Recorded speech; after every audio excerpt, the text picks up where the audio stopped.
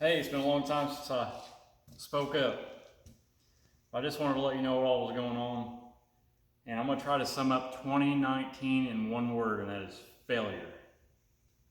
Bill Gates did not go to the track at all. I swapped over to a 383 LT1 that ran 670s in the Camaro. The guy that owns that car, that owns this engine, the LT1, he ran 670s and with a junk transmission that wouldn't even shift from second to third. So we went ahead and put it in this car while his was tore down, and I just had nothing but problems. But it wasn't the engine's fault. It was numerous things: brakes.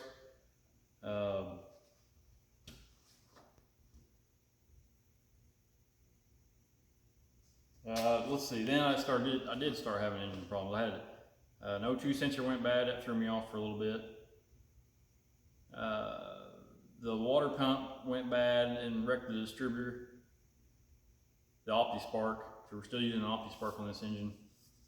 And I forget what all else went wrong, but it was just all season. Like, I'd get the thing running, get it ready to go.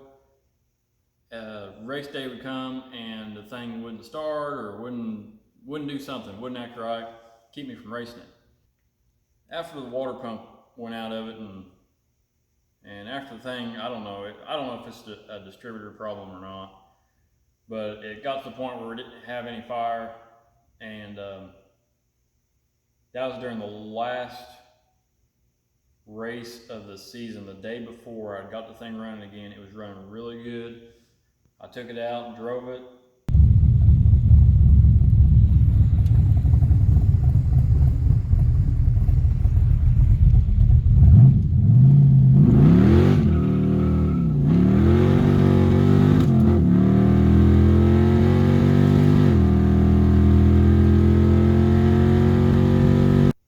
Very next day, I go to take it to the track and the thing wouldn't start, and I was just so aggravated I just kind of gave up. I mean, obviously it was the last race of the year, so what else do you do? So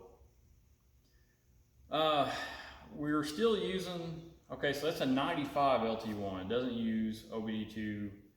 I could never hook a scan tool up to it. I never even wired up the diagnostic port. I was in a really big hurry when I went and wired this engine up. And there might have been something wrong with my wiring that caused the engine to have a problem. But anyways, I got fed up with it. And I just took it out. I'm getting ready to go back to a 5.3 with a turbo, hopefully. Hopefully I'll make the turbo deal work. I finally got a good rear end in the car, a good transmission in the car. Now I just need to get it going. I don't know what it'll run. It's got a 4,000 stall roughly converter in it. I have foot brakes at like 32. It's a really tight converter. It drives around really nice. And then I've got 456 gears in the rear end. Quick performance Ford 9-inch with 456 gears and a spool. So the transmission is an FTI level 4 with a trans brake. I love the transmission. It seems to be working great every time I drove the car. The car's got a ratchet shifter in it. I don't like that at all. I'm not a fan of the ratchet shifter. I want to go back to some older style, cheaper shifter that you know what gear you're putting it in, and you're not constantly fumbling around with the thing. But I'll show you the car and the engine and all that. So let's see. Okay, for those of you that haven't seen the car in a while, this is it. It's an 86 Pontiac Grand Prix. Nothing special about it. It's got basically a couch in the interior. It's still a factory interior car. I wanted to make sure that it was still eligible for the street classes. So here's this junk. I will be cleaning up some stuff. Obviously, being in a big hurry, doing the wiring last year, I just made this thing a wreck. So I'm gonna redo some wiring, redo some of the fuel line mess over there. Just fix and try to clean up a few things. And then here is the 5.3, 250,000 miles. Still got a few things to put on it. The steam line, put the intake on it, put all the front accessories on it. Does anybody remember this? This is from another engine. I took these heads and put it on this engine because I put MLS gaskets on it. And these heads already had the LS3 valve springs in it. And so I put these heads on. I basically wiped the dog hair off of them, tried to clean them up a little bit, and then threw them on. Factory head bolts that have been reused probably 3 times. Torqued them at 80 foot-pounds. It has an LS7 camshaft in it.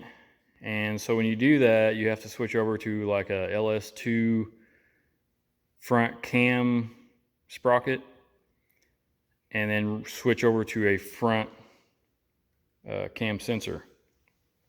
So don't give me a hard time about the dirty valve covers and the dirty intake and the dirty block. I splurged on brand new cam bearings, so that's as far as this engine is going as far as new parts. I put the old cams, the factory cam sensor, back in this engine just to plug the hole. It doesn't do anything else. Oh. And then this was the 383 that we just pulled out of here, the LT1. I was too lazy to go find a pan to drain the radiator, so I just pulled it out with it. Probably ruined it. It's just a 95, 96 Camaro LT1 radiator, so that way I can use the dual fan setup, factory fan setup.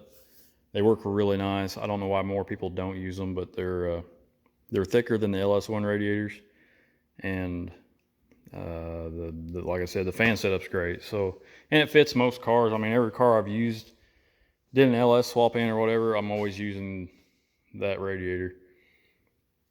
So yeah, that's that.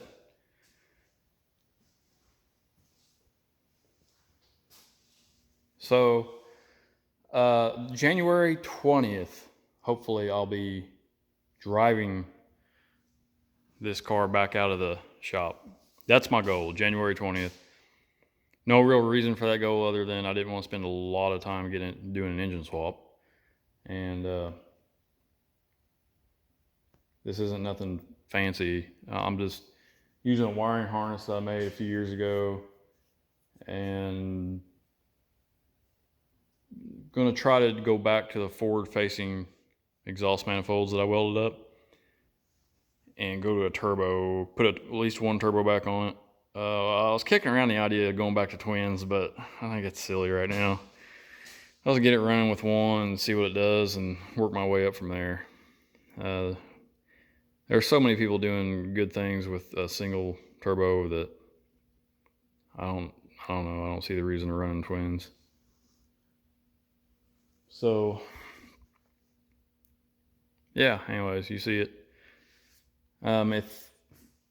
If you have any questions, a lot of people have questions on wiring and the turbo setup and the nobody ever asked me about E85. I do run E85 on the LS engine. The LT1 was tuned for gas, and gosh dang, I tore up my, just tearing stuff up. My goodness. Look at that grill. Daily driver, telling you. Yeah. I mean, I get this thing going. I'm driving it to work at least a couple times. I don't build anything that's specifically set up for a trailer. I try to drive everything that I've got. So anyways, got any questions, let me know. Otherwise, just wait for the 20th. I'll have a video of it running and rolling out of here, hopefully. All right, see you.